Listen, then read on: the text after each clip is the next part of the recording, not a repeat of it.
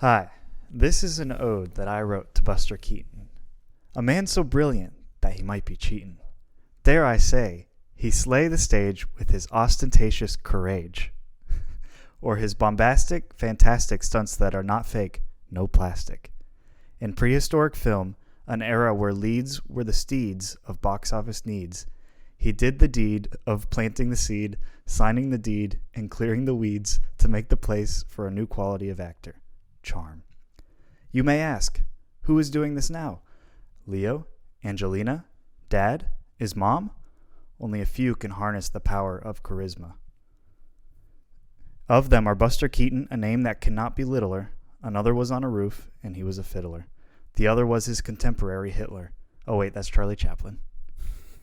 This joke had nothing to do with the actions of Hitler, but rather the similar appearance between the two men.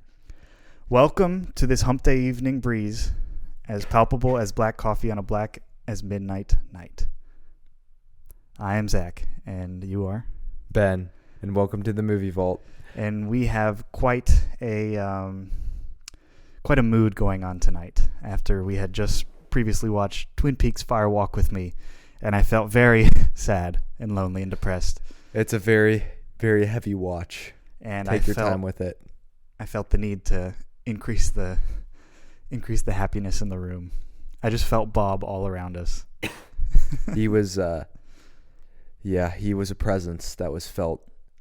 Mm-hmm. And now he is gone because Zach said that wonderful poem. Mm-hmm. And we have lots of things going on, more exciting than Twin Peaks Fire Walk with Me. It's kind of a busy week. We're preparing for a wedding, not yours. Well, we're kind of preparing for yours. Well, I mean, both, I guess. But another one. One that's sooner. Yes, one that's this Saturday, which is your birthday coming up. Oh, but who cares about that? And you're going to catch up to my age. And maybe, finally. And maybe I'll catch up to your height. After 1 month. Well, probably not. Hey. And, yeah.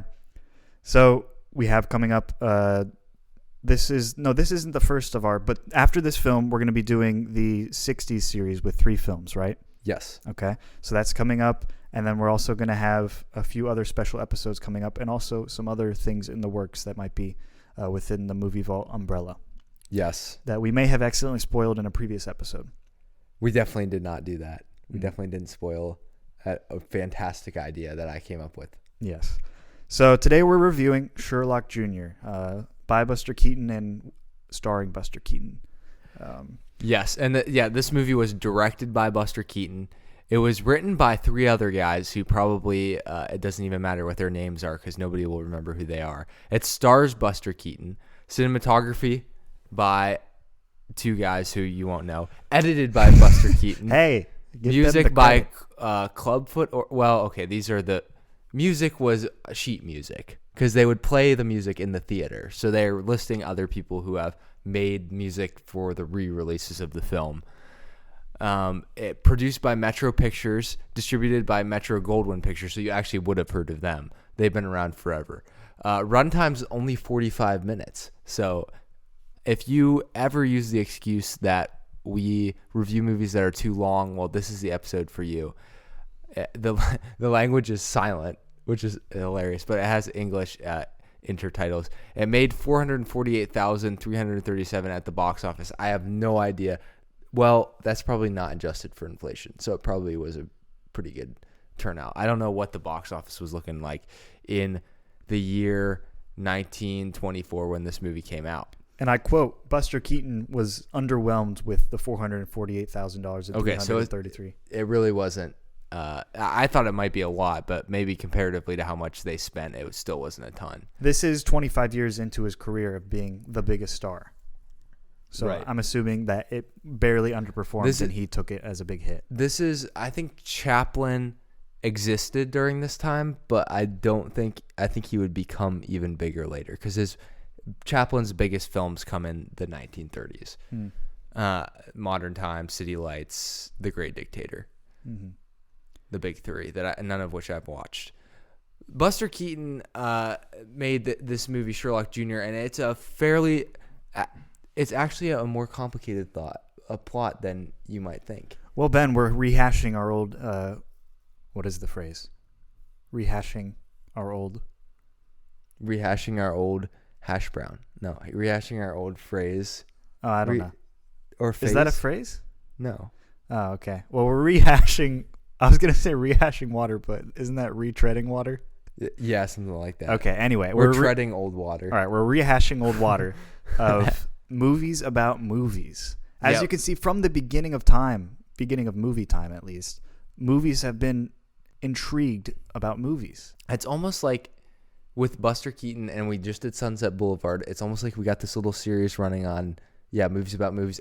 Actually, you could almost categorize Inland Empire, Sunset Boulevard. How often will we bring Inland Empire? Buster Keaton into a series of 3 because, and they're really spaced out really nicely, like 40-ish, 50-ish years apart between the. I mean, I'm sure it's not exactly even, but what you see what I mean? 1924, 1950, 48 years, 2006.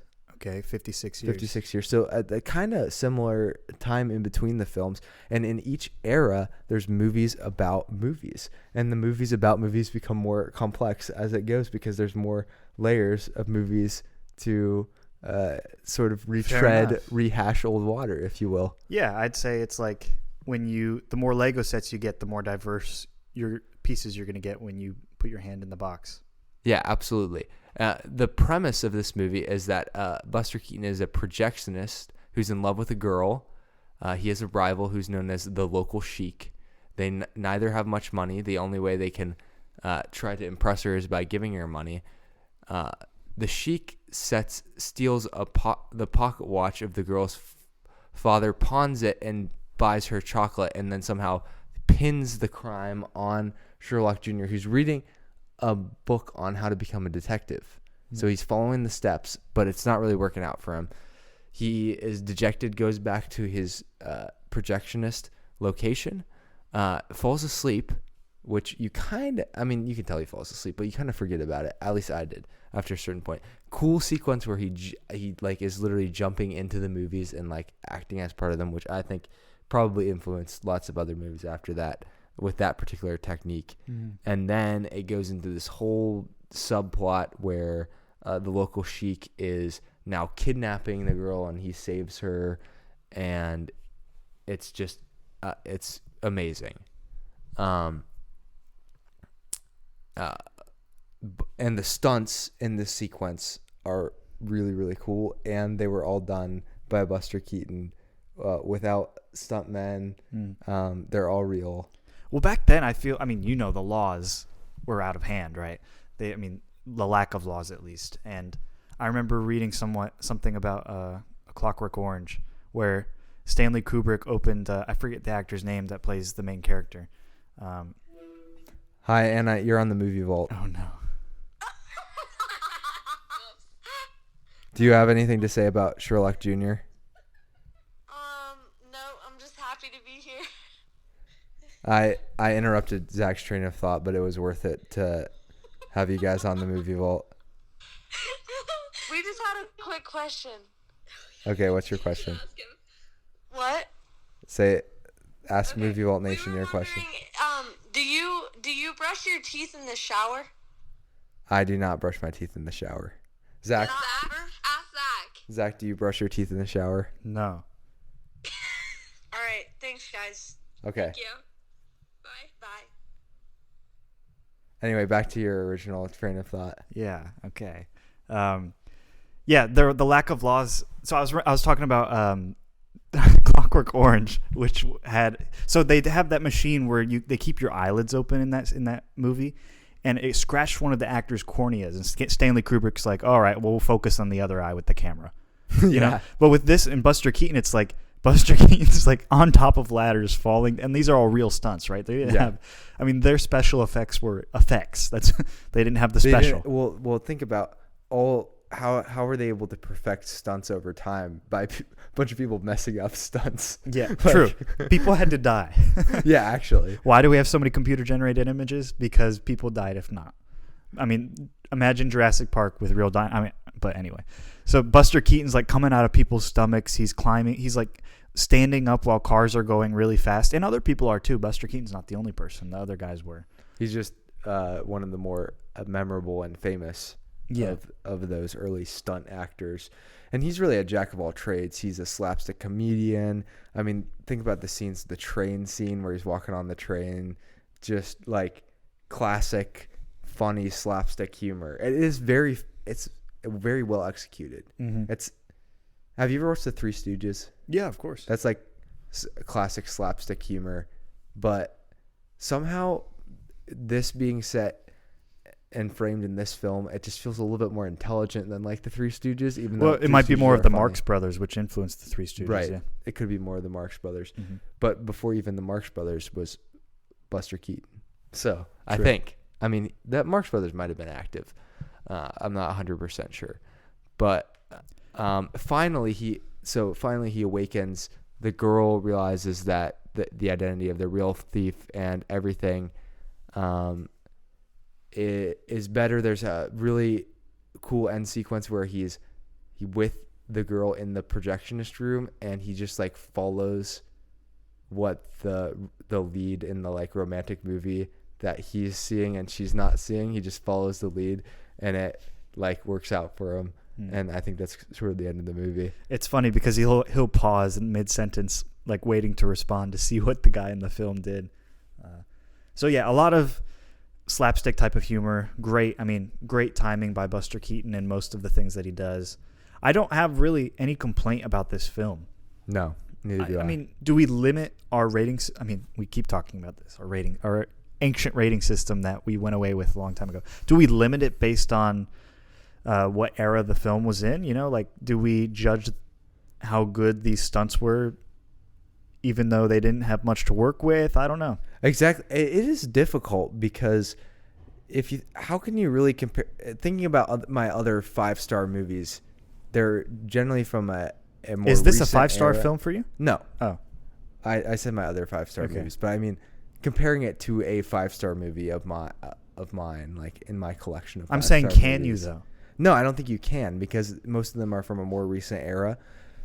The filmmakers were only able to be more ambitious because silent movies were made in the 1920s that stacked and stacked and stacked to the point that they could start doing stuff that was like as ambitious as a Dune Part 1 or I'm just saying buzzworthy films now. Barbie Oppenheimer. Yeah, I mean, Oppenheimer, that would have blown Buster Keaton's mind to watch that. I'm going to bring this up. up. Do you think he would have hated it?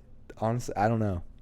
No, I think it would have been like that guy that went up to Alexander Graham Bell and listened to the first telephone and died. Yeah. Yeah, it could have been like that. I think it'll be like that. I think Buster Keaton would have a lot more questions if he came to here. He'd have a lot more. He'd be like, what are these computers we're all looking at all day? That is a good point. He would not just question Quick interjection question. Is Nolan's Oppenheimer Lynch's Inland Empire? That is a great question. Dare I say magnum opus? It's definitely. I need to watch it again. Maybe I only needed to watch Inland Empire once to know that it was. I want to watch Lynch's Inland Empire magnum again. opus. Well, I do probably need to watch Inland Empire again. I know I'm going to regret it midway through. But I wonder if I will have the same reaction to Inland Empire. Let's wait until we watch The Return for Twin Peaks and see Laura Dern again and get back on the train. Right. Yeah, absolutely. But anyway. Is this Buster Keaton's Inland Empire? No. Probably not. Buster Keaton was disappointed with this film. He said it was all right. Quote. We need to watch the ones he thought were actually good. Yeah. But this is one of the famous ones, so. Well, yeah, I think time really does saturate. I mean, influence is what saturates a film into time, right? I think the reason Star Wars is so big because it influenced so many other things. Right. It's not necessarily that something is good. It's its influence. Things gain new meaning over time. Yeah, exactly.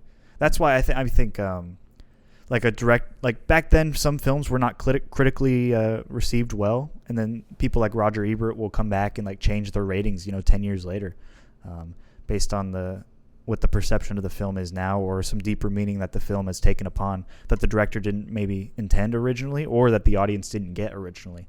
So, I think movies really are just about thought processes. So, as the society changes, so can the perceptions of films. Absolutely. But Do you think that we lost something when we moved to the talking film era? well, to quote Gloria Swanson, yes, maybe there's something to be lost because, what's her name? The actress. Oh my gosh, I'm drawing. Gloria Swanson's character says that she can act with just her face. She doesn't need words to describe. I think we have lost facial acting in modern film. I think a lot of our acting is using the root word of the word acting and doing physical actions rather than trying to express something. I'd rather do more expression than actions. And if you think about it, embodying another person is an extremely difficult task, and we generally think of the like obvious things first, so like big movements, but the like really subtle like contortions that your face makes and things like that would be a lot more difficult to train yourself to do. You can't really like see what I guess you could like look at a mirror for a long time and like work on different really, things. if you think like the greatest actors of our generation are masters of facial acting on top of regular acting. Yeah, they like bring something. You just see it in them. That's it's where natural. I mean, that's like I think of Robert Downey Jr. just won his first Oscar for his role as Strauss in Oppenheimer, and I think a lot of that was facial acting. Because a lot of that is just him reacting to these allegations, to the court case, to it's just him in a room. Exactly. So it's just like he has a serious face the entire time. So to the common moviegoer, it's maybe an underwhelming performance because he's not, shooting a laser at Thanos, right? But for those who maybe are paying a little bit more attention, I'm not saying that's me, even though it is, but I'm not saying that. It's a very complicated thing that you have to do. I mean, method acting is another process that actors have to get into. But that again is another development that Buster Keaton would have never thought of. Buster Keaton was playing himself in this movie essentially. He didn't have to do anything. He was his stage presence. I mean, I'm sure he didn't act like this in real life, right? So he is playing a character, the character of Buster Keaton, which is, I believe, his nickname. But in all his movies, he played Buster Keaton. He wasn't trying to. So I guess in some senses, he was method acting, like doing these stunts and stuff. But he wasn't thinking about it like that. Well, it's almost a more meta process. He's method acting across films. Yes, yeah, but not in a like we're making a series of movies type of way. It's just like I'm making one movie. It's about this. This is the plot, and of course, Buster Keaton's in it, and he's goofy and he's silly. And it's going to be hilarious, and people are going to love it.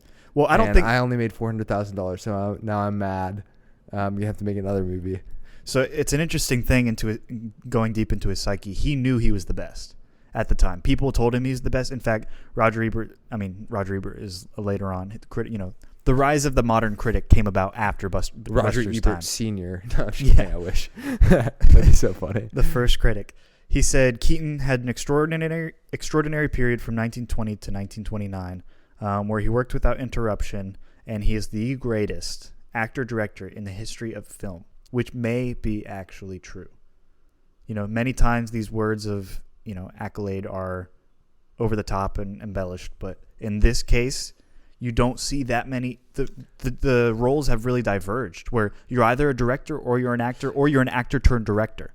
Yeah, you're right. Because think about Clint Eastwood. He is in some of the movies he directs, but you think of him in his acting era and then his directing era, and it's just like, okay, he's in a few. Well, it's like movies. It's like anybody who's in these roles, they had to earn it by acting. Yeah, Buster Keaton was basically given the key to both of these roles. He was and editing. Apparently. He was postmodern before postmodernism existed. He was the Donald Glover of his time, right? True. So he had these two different fields mastered. And Entertainment Weekly said that he is the 7th greatest film director, which may also be true. I don't really know how to test that. I don't know how. And again, it goes back to comparing eras. It gets very difficult, especially as more time is spanned in between them. But I could definitely understand the argument for that. only based on one movie, but being able to envision what some of his other movies would probably be like and seeing the value and the entertainment in them. Yeah. It's interesting because a lot of people, I think we've encountered this in some senses. A lot of people would be turned away by this movie just simply because it's a silent movie and because it is in black and white, which I guess when I was younger, I probably would have thought the same way. And before I like conditioned myself to be able to watch many different styles of movie and film, I guess it's like anything. You're just training your brain to be able to comprehend something or have the patience to really take something in. But I think it's interesting that more people don't try to digest something like this and see that it's actually like really funny and entertaining. Yeah, and it's not there's nothing like bad. It's just like a kind of wholesome. I mean, I guess you got the good guy and the bad guy, and there's nothing like sleazy or dark or. It's just nice. It's just nice to watch. You're just saying that because we just watched Fire Walk with Me, which was like darkest film dark ever. And depressing and sad. Maybe one of the darkest films I've ever seen. And coming off of Twin Peaks, which is a dark show but also kind of lighthearted, it's very weird. But I'm sure we'll get into that sometime in the future. Yeah, hopefully. Yeah, I think you're right. Wholesome is a good word to use because I think this film and this era of film, I mean, we're going to use this as the federal head of the representative of all of this era, right? Because that's what we do. Right? Yeah. And we haven't had the time to watch actually really very many. Well, we should watch The General, which is his masterpiece, Orson Welles says. Yeah, we should watch The General. We should watch some Chaplin, but we only have so much time. Yeah, and we have new developments in our life that will continue to make it that way. So exactly, we got to pick our battles. But it's wholesome because there is this addition to the film in this era of film where authenticity is guaranteed, right? You're still hearing there's a lot of drama that happened. Like this film was going to be co-directed, and then he didn't work well with the other director, so he had enough power to put that director on another film to direct. Right. So there's a lot of background things going on. So there is some sleaziness in the background. But in the film, every practical effect is practical effect. And every character is simple. Everything is just literally black and white, right? Figuratively and metaphorically and physically. But yeah, and I think it makes it more wholesome. I think just knowing... I don't know, because I feel like the studios really get involved in films these days. Maybe that's what I'm trying to express. That we even think of, I'm going to relate it to Twin Peaks again, to David Lynch. He's on my mind. He really is on my mind, like a lot right now. I even watched Mulholland Drive this week, and we'll get to that at the end. But David Lynch the studios forced him to do this big reveal earlier on in Twin Peaks than he wanted to.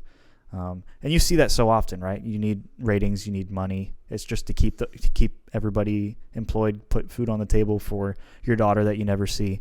But yeah, so you had a lot less of that in these films. So you could really get away with having the vision go from Buster Keaton's brain straight onto the screen, and it's a great easy pathway for him. I wonder if that was lost in the silent film era.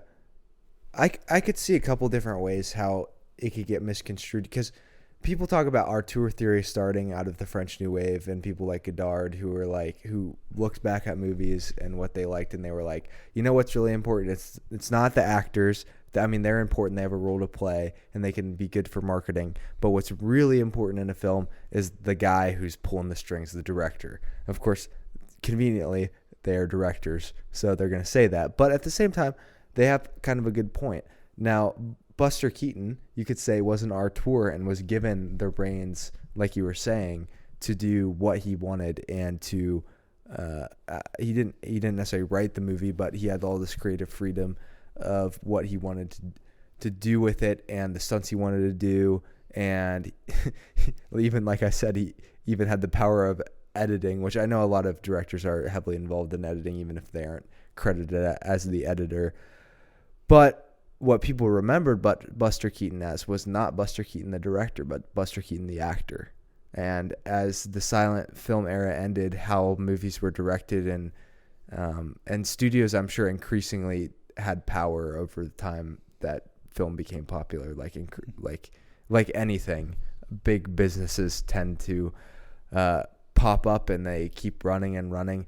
And so it wasn't until there was a shakeup in the 1960s, people, talked about Cary Grant or these film stars in the 1940s and 50s. And I know you can pick out good movies, but people still talk about Tarantino. Sometimes this is on. I think it's like the 1950s as being like a bad era of movies, even though there's probably not really a bad era of movies, because there's so many you can always pick out good ones in any decade. And I hope not, because we've done a few 1950s films on the podcast. But I think you're right. I think Billy Wilder knew exactly what you're saying right now, because he even had in his film Sunset Boulevard, which we're going to reference a lot, which is also referenced in a David Lynch film, Inland Empire. And I didn't realize is in Mulholland Drive as well, as I'm rewatching it. Anyway, huge influence. Billy Wilder knew this because Norma Desmond is the one that's famous, right? Max, her ex-husband, is not famous. He's the butler at her house. And he was a director, right? He directed her. So it's like a lot of times the audience really is. I mean, do we know more about the Russo brothers, or do we know more about Robert Downey Jr. and Chris Evans and Chris Hemsworth? It's still like it, and you're right. It's still. It's always going to be like that, because it's like it's the baby food that's right in front of us. We're not going to know the hands that gave it to us. It's more of, and that's how it's always going to be, and that's fine. But the vision that comes on the screen is the director, and I think there are other elements like there are so many people working on film that influence the way that it comes to be when it's before your eyes, but the director really is the ringleader of it all. And that's an obvious statement, but at the same time, it's like if you let a director with good vision use his vision to its fullest, those are the best films that we see ever. Yeah. And it's not an objective thing, but you can definitely tell in the court of public opinion. Think about, we keep referencing them, but the movies that have been the most popular over the last year have been Dune Part 2, director heavily involved. Barbie, still, I know I gave it like 2.5 stars or whatever, but still, like it's a director-driven movie. Yeah. Greta Gerwig is still like an auteur director, and Oppenheimer, which is another director-driven movie, is actually pretty encouraging. Even if Dune is technically like a franchise movie that's based on a book, like it has a different feeling than some of the other movies that we've, and Marvel would kind of try to market their movies like they were these auteur movies, but you started to see the wheels fall off when they brought in like Sam Raimi, and the movie just felt like sort of Sam Raimi, but just like a lot of studio input. Well, yeah, it was just like a studio movie with Sam Raimi, like artism, or I'm not even using the right word. Artism. Such a stupid word. Sam Raimi styling. That's what I meant to say. It's getting really late here. Artism. Yeah. No, I think you're right. I think Taika Waititi was the face of that for Marvel, right? Let's let the directors do what they want. And it went good at first. Yeah, and then he also created one of the worst films in all of Thor because of studio influence and because of, I mean, honestly, they made him shorten the film. There are lots of reasons. You can't have your cake and eat it too. You can't be a studio and say, we want to hire a guy who's going to be innovative, but then also limit him in so many ways. That's what is happening at Marvel. And I know it's not even to dog on Marvel. It's just they're the easiest example. I'm sure you could come up with a lot of other I think examples. A24 has fallen into this as well. Yeah. I don't think they have like heavy bylaws for each director to make, but I think they've lacked clear directors with good visions, like in a lot of their films, and that's going to be inevitable when you just create so many films, right? Yeah, and they became popular because of certain films, but I think in some extent A24 has always been a let's just keep swinging kind of studio. But it's also funny because they are marketing themselves as an independent film group, but it's become very commercialized. So it is almost against the spirit of independent filmmaking. But if that's what we need these days to get a couple good movies out, yeah. I mean, I guess it's all right. The people who watch A24 movies as if they are the extent of film are those people who are the main majority of Letterboxd. I mean, they're kind of like the Marvel of people who like movies. you know. Yeah, it's like not as it's a interconnected. layer below. You know, it is a step above, I'd say, the common moviegoer, Yeah. right? But is it any better? Maybe it'd just be better to be maybe you'd be more enjoyable to be around if you're just the common moviegoer. But there doesn't have to be levels to all these things either. I think is what you finally realize after a certain point. You get really into it, then you're like, you start to have the freedom of being like, okay, now I can really choose what I like. I don't have to be subservient to all the public opinion or the film critic opinion. But at the same time, as we've said, we were talking with Jake, who's going to be on the podcast here soon, hopefully. Mm-hmm. A lot of times, if you look at older films that are considered classics for good reason, like you shouldn't feel bad that you like movies that are classics, just like Sherlock Jr. or. Well, we have this conversation a lot. You know, should we like Inception? That is a hard question. Well, Inception's its own case.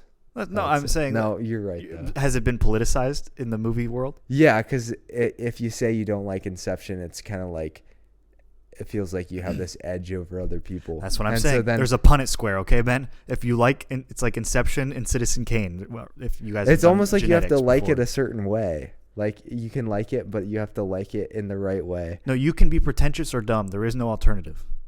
Yeah, that's a good point. At some point, you have to pick. That's what I have to say. You have to pick whether you want to be pretentious or dumb. And I hate both, but I hate dumb more. Yeah, I'd rather be pretentious. I think being pretentious is fun sometimes. I think I've said that like 5 times. Which is on the pretentious. podcast. Yeah. Yeah.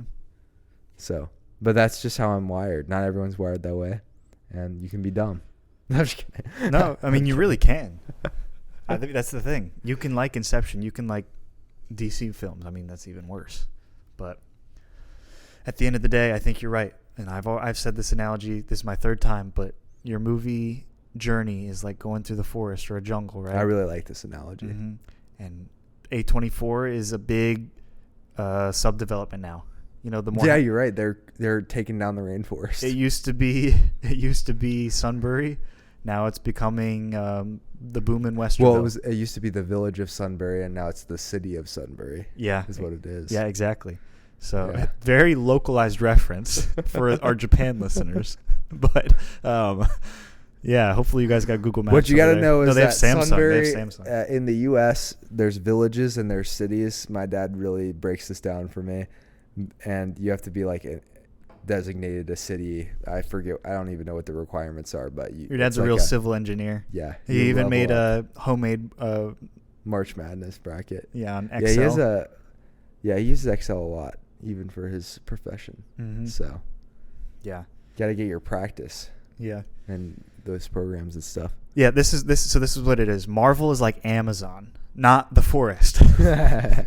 and A24 has quickly become a Columbus, which is a booming city. Like it's a small city, but it's a growing city. But they're building Intel. And it's And did you hear that Google bought property up north? Yeah. Well, are they just putting data centers in? We'll talk. Lots of conspiracies going on. Ooh. Mm-hmm. Curious. Yeah. But anyway. Is Columbus going to become the new LA? No, it's not. It'll always be Columbus. I'm sorry. New Hollywood over here. No, Columbus doesn't. Anyway, we can talk about Columbus some other time. Yeah. When we do our Columbus movie review. Oh, man. Wait, what do you mean? I'm just making stuff like the up movie? now. Is there a movie Columbus? Well, there is a movie called Columbus, but it's not about Columbus, Is it about Ohio. Christopher? It's not about Christopher Columbus or Columbus, Ohio. I'm pretty sure it's about something else. I can't remember, but I know there's a movie called Columbus.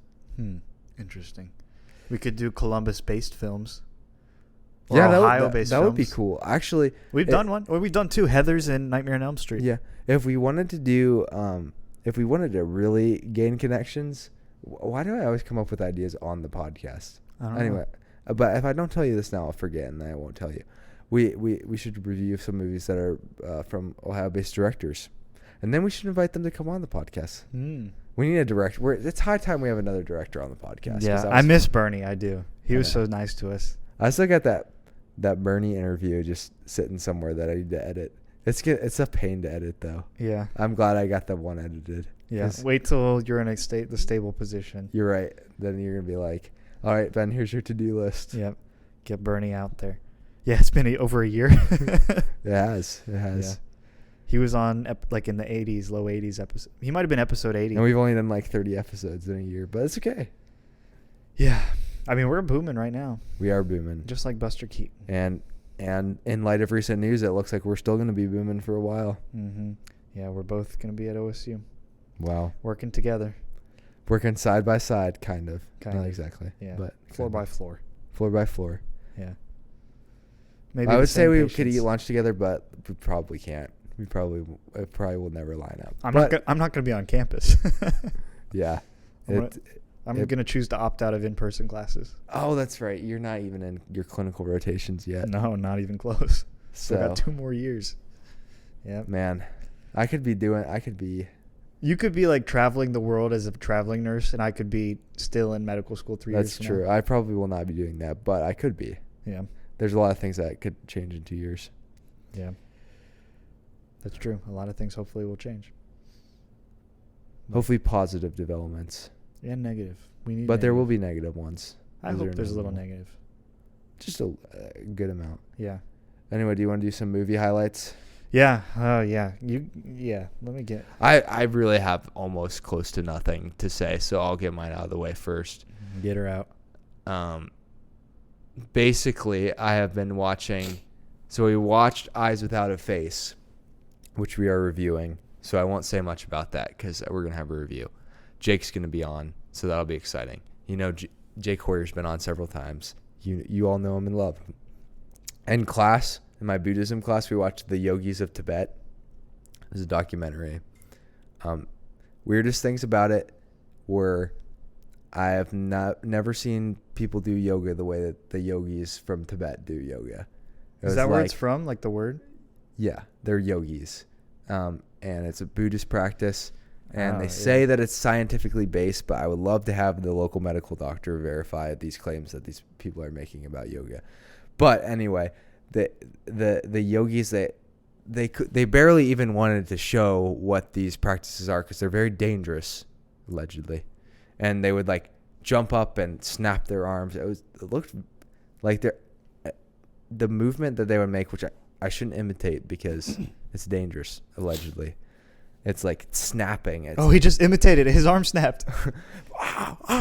So it's weird, and they were very one thing that was kind of a positive in my mind was that they were very anti the communist government of China. And you know how like those annoying people are like, well, you know, it's like that's not actually communism. It's like authoritarianism masked as communism, which they're not exactly wrong about, but they're like diverting from the point because they want to still promote communist beliefs. But anyway, my point is because the Chinese ravaged Tibet and sent the Dalai Lama out of the country, they are now coming and are like kind of politically against China. So that which is probably a positive for the U.S. as the U.S. and China seem to be in battle, like destined for a face-off against each other as the cultures have different beliefs on freedom and things like that. So not to say that